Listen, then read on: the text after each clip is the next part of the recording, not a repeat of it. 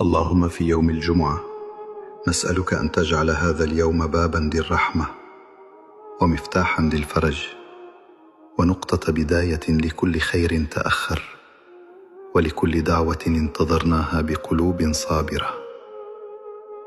اللهم اجعلنا ممن إذا رفعوا أيديهم إليك رفعتها إليهم بالقبول، وإذا استغفروك بدلت سيئاتهم حسنات. اللهم اجعلنا في هذا اليوم من الذاكرين الشاكرين، وامنحنا من بركة الجمعة ما يفرح قلوبنا ويشرح صدورنا ويملأ حياتنا طمأنينة. اللهم ارزقنا راحة بعد هم، ورزقا بعد ضيق، وفرحا بعد انتظار،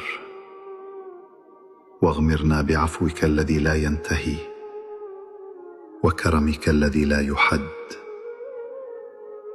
اللهم اجعل هذا اليوم شاهدا لنا لا علينا، واكتب لنا فيه من الخير ما يعجز عنه الرجاء، ومن النور ما يبدد ظلمة الأيام، وامنحنا من لطفك ما يجعلنا ندرك أن تأخرك لم يكن نسيانا بل حبا ورحمة.